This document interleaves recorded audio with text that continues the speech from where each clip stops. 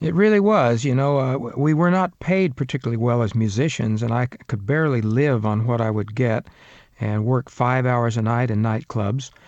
When I left Tulsa to go to Los Angeles, I wanted to try to make my way in the music business, and we could make $25 a night, which seemed like a fortune in those days. And I actually was able to save a little money on it, but not till I got into the recording studios did I feel like I was really at home. I loved recording. Still like to do concerts, but the live aspect is quite different from the recording. Giving birth to a song, watching it take form in a record is really great. I mean, obviously the success in the 70s is well documented, but even before then, you were working with the likes of Brian Wilson and Duane, Eddy and Elvis and all sorts of people, weren't you? Yes, I was. When I first got to Los Angeles, I worked the nightclubs at night just to make a living, but in the daytime I was trying to get started as a songwriter and arranger and a studio musician, and that's when I began to get in with a good group of people and worked with those names you mentioned, plus Ann Margaret and Bobby Darin and Glenn Campbell and just tons of people as an arranger. All that I learned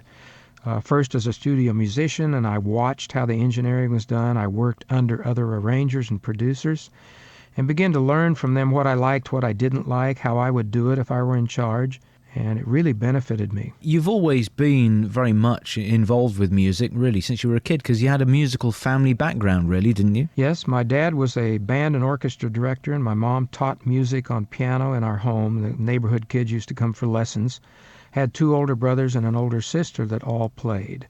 So I had all this tremendous amount of music. I was just like a little sponge soaking it all up. Where did the songwriting start? You'd get these ideas, or you'd hear something on the radio and you'd say, gee, I like that. I wonder if I could do that.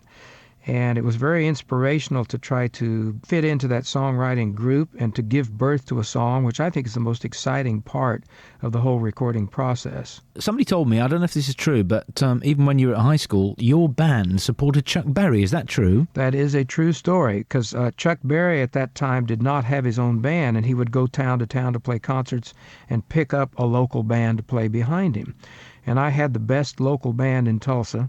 So he came to town, and that was a very exciting night. The people were yelling so loud, half the time you could hardly hear the music to stay in tune. So where did Bread come from? How did the idea of the band and the name come about? Well, there were two reasons for forming Bread. Really, I was frustrated with the way my songs were being recorded by other artists. And I thought, I maybe just ought to sing these things myself. It was not my goal to go on the road and tour and be an artist. But out of frustration with the way these songs were being done, I decided that was a way to go. At the same time, James Griffin and Rob Royer were having the same experience with their songs, and we decided to band together to form a group to do our own songs the way we wanted them to.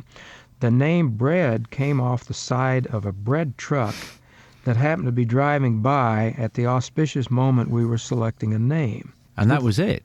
Good thing it wasn't a garbage truck. I was going to say, it could have been anything, couldn't it? But I think there is a group called Garbage, so I guess... Now, were you surprised by the immediate success that Bread had? Well, our first album was not a big hit. It was well received, but it took the first song, Make It With You, off the second album to get us going. Then we were surprised, because it just took off like a rocket.